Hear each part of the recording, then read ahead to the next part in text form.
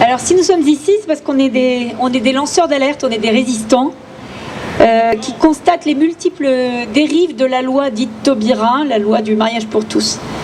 Et dans le fond, quand on réfléchit un petit peu à la genèse de cette loi, on voit que ce n'est qu'une résultante logique d'une série de défaites, une succession de ce que les médias ont voulu appeler des nouvelles donnes, et qui constituent autant de victoires pour le camp progressiste ou nihiliste. Alors, tout converge en fait depuis 40 ans vers le mariage pour tous. On y est arrivé, mais en réalité, si on avait su lire, c'est souvent comme ça, on ne le lit qu'après, mais si on avait su lire depuis 40 ans les évolutions des mentalités, qui sont largement encouragées, soutenues, créées, provoquées par nos médias, si on avait su lire tout ça, on aurait compris que ce qui se passe en fait, c'est un aboutissement. Premièrement, à partir de 68, vous avez eu la primauté du désir individuel, voilà, qui prime sur tout le reste. Donc l'accomplissement, l'épanouissement de chacun.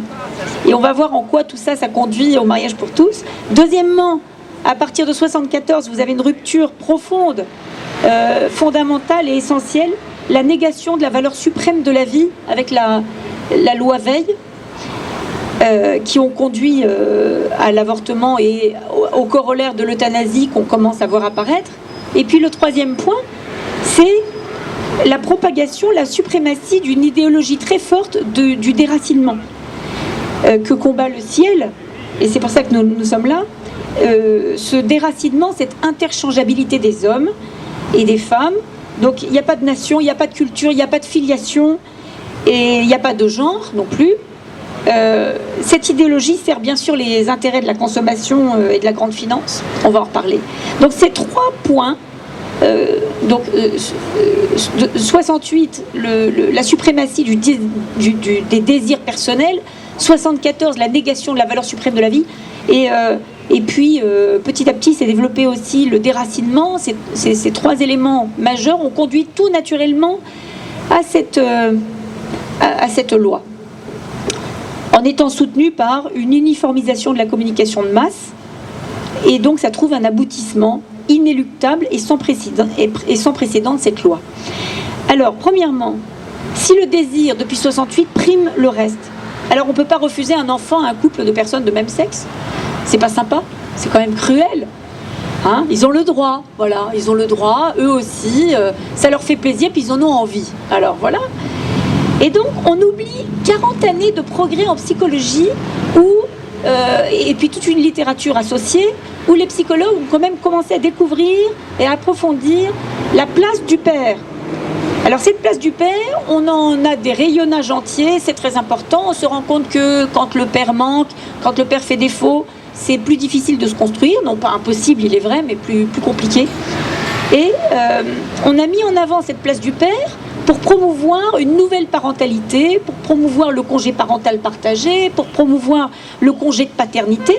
Et puis tout ça, d'un coup, sur la pression d'un lobby LGBT, on balaie tous ces progrès qui avaient été pourtant longuement mis en avant dans les médias, à la radio, etc. Tout ça, on le balaie. Alors on ne le nie pas, c'est plus malin. On se contente de l'éluder, on n'en parle plus.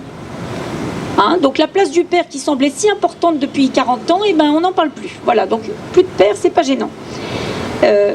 Deuxième point, je reviens sur le vote de cette fameuse loi Veil en 74. Il est intéressant, je ne sais pas si vous avez eu l'occasion de lire le témoignage, enfin pas le témoignage, mais le plaidoyer de Simone Veil devant l'Assemblée pour faire passer ce texte. Elle a commencé par rappeler le principe du nécessaire respect de la vie humaine ayant une valeur suprême, avant de proposer ce qu'elle a présenté comme une exception, une mesure dérogatoire, à savoir la possibilité et non pas le droit d'avorter.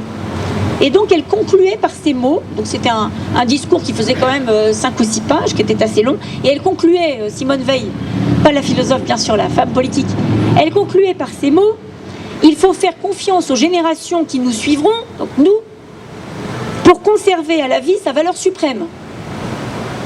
Bon, 40 ans après, on fait le bilan, on voit ce qu'il en est, 200 000, 230 000 avortements par an en France, et je ne compte pas les avortements dus à la pilule contraceptive, car il y en a également, qui est antinidatoire. Donc 40 ans après, eh ben, cette fameuse vie a perdu sa valeur suprême, c'est-à-dire sa valeur en soi, indépendante du reste. Au contraire, cette valeur maintenant est adossée à un éventuel projet parental. Voilà. Et plus fort encore, bien souvent, l'irruption, l'apparition de cette vie est présentée comme une entrave à une vie sans contrainte, une entrave à la vie sans frustration dont rêvent nos 68ards qui sont en fait des jeunes ados qui ont du mal à passer le cap de la vie adulte. Et donc la vie est présentée comme une entrave à l'épanouissement, à un rêve d'une vie libérée de toute servitude, dont la première obligation est celle de prendre une place d'adulte en devenant parent.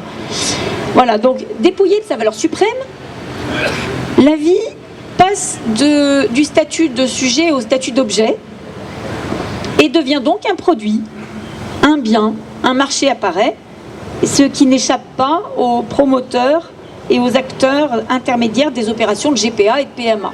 Voilà, donc en fait cette loi Veil a été finalement l'ouverture, la brèche qui a permis d'arriver à un marché du bébé qui ne gêne pas grand monde, enfin certaines personnes quand même. Voilà, donc on est prêt à vendre de l'humain. Voilà, 40 ans après, on y est. Et le troisième point qui a conduit encore à cette loi que nous combattons aujourd'hui, c'est cette propagation d'une idéologie du déracinement. Voilà, on brise les dernières barrières qui accordaient une valeur à la filiation. Et là encore, j'ai envie de revenir sur 40 ans de progrès en psychologie, où on a étudié finalement le lien qui se crée, qui se tisse entre la mère et l'enfant durant la grossesse.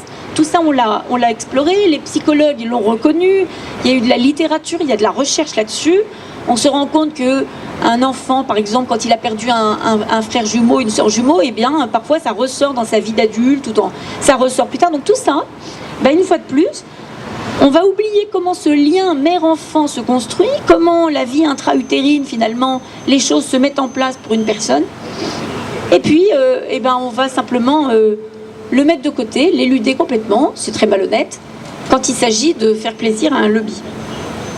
Voilà. Et on s'assied ensuite, je vais passer rapidement là-dessus, mais on s'assied également sur toute réflexion sur ce qu'est l'esclavage, pour surtout ne pas avoir à se confronter à cette problématique-là pour les femmes qui vont donner naissance à des bébés.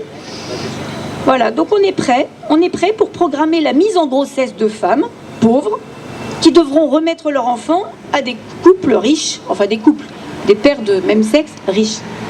Où sont les féministes qui devraient défendre ces femmes exploitées? Où sont les psys qui devraient défendre les enfants abandonnés de façon programmée?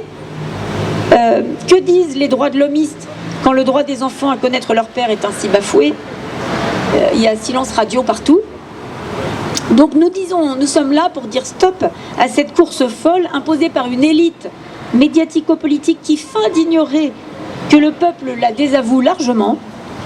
Nous nous opposons à cette destruction méthodique de ce qui fonde une civilisation et de ce qui lui assure un avenir. Ce changement de civilisation, selon Christiane Taubira, qui n'a pourtant pas jugé nécessaire de de le soumettre à un référendum, eh bien ce changement de civilisation, c'est le summum du mensonge. Croire que l'on peut, après avoir déconstruit le réel et nier les fondements de l'anthropologie humaine, on vient d'en parler, reconstruire à sa guise et selon ses envies, en renommant les choses selon ce que l'on veut qu'elles soient, c'est un totalitarisme. Et on voit finalement depuis 40 ans comment, même bien avant, ça a commencé bien avant, comment la modernité d'aujourd'hui finalement vise à déconstruire les choses pour les reconstruire. Quand on voit par exemple l'art contemporain, quand on voit les tableaux de Picasso, c'est intéressant de voir comme les choses ont été déconstruites. C'est-à-dire que le corps humain, par exemple, on a déconstruit le corps humain et puis ensuite on l'a reconstruit dans les tableaux en mettant le nez ceci, le nez cela ou la bouche. Donc ça c'est la modernité, c'est exactement ce qui est en train de se passer dans tous les sujets. On déconstruit tout et puis après on remodèle selon ce qu'on a envie de voir, en s'imaginant qu'il n'y a pas de loi naturelle. Voilà, mais il s'en est passé des choses depuis 3 ans. De mensonges en tromperie, les accusations d'homophobie, de réac, on a tous entendu ça. Toutes ces accusations-là peu à peu s'émousse devant l'irruption du réel, difficile à occulter. Je pense au scandale aux États-Unis des organes de bébés vendus, je pense au scandale des GPA avec des bébés qu'on abandonne parce qu'ils ne sont pas conformes, et aux contrats de GPA qui posent des problèmes. Donc tout ça, ça fait irruption maintenant, et on commence à en parler. Donc finalement, ce que nous croyons, et je vais laisser la parole après à Valérie Dominique, Karim va nous présenter, mais nous croyons que c'est une idéologie totalitaire, et que comme toutes les idéologies totalitaires, qui sont ici servies par nos élites molles, désengagées, irresponsables, versatiles, tout ce que vous voudrez, ces idéologies totalitaires sont appelées à s'effondrer. Nous avons juste, nous, à persévérer. Voilà.